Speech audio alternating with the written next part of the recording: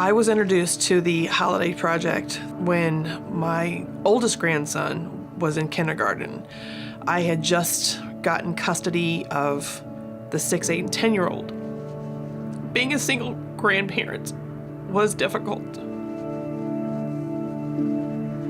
Looking at, am I gonna have Christmas? Am I gonna be able to keep food on the table or buy a few gifts? The Holiday Project has erased that for me. The first time I got involved with the Holiday Project, I was speechless.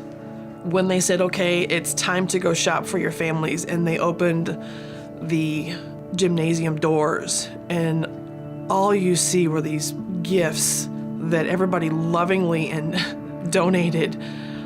The first thing that caught my eye was a Thomas the Train set for my grandson. He loves Thomas. I would not have been able to get him that had it not been for the Holiday Project. I met Kayla and Josh 2 years ago. We've been attending Connection Point as a family for about 6 years now, and pretty much from the beginning, we enjoyed participating in the Holiday Project. We wanted to be a host family. We wanted to be with the families. We actually meet some of those families and see who they are that we are helping, just to have that relationship built with them. When I first started talking to Kayla, she had stated that she had been brought up by another family member, so she knew where I was coming from. I was raised by my great aunt and uncle. It just felt like we had that connection. This will be the 3rd year with Kayla and I and Josh, and it's great. Just getting to be with the same family over the last 3 years has allowed us to just to bond with them and just to be able to send a text and say, hey, hope your day's going well, or hey, I'm praying for you today. I can talk to her, I can text her if I'm trying to figure things out.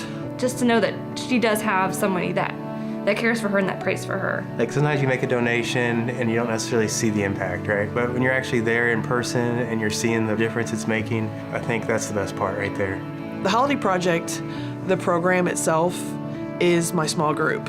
The people that come out, the love that they show, the caring. It's not the monetary things, it's not the toys, it's just the flat out and out, unconditional love that everyone has. They're there without a reason. I've been told I'm not going through this alone. I've got a lot of people in my corner.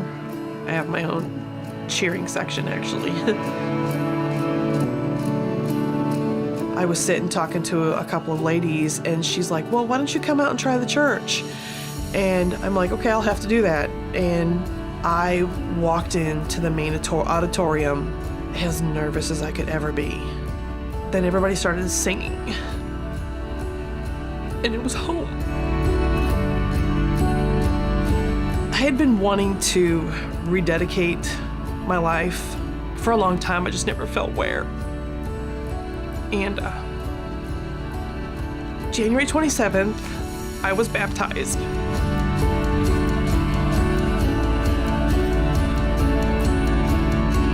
I think anytime you serve God, and no matter what the capacity is, it always has an impact on you, a positive one. The real impact that we make, that God wants us to make, is by getting out there and doing His work. And that's what we're trying to do, and even if it's a small way. All the families that step up and take time to embrace the rest of us, there's not a dividing line. It's just people with hearts wanting to help people that need heart. I don't think people realize the smallest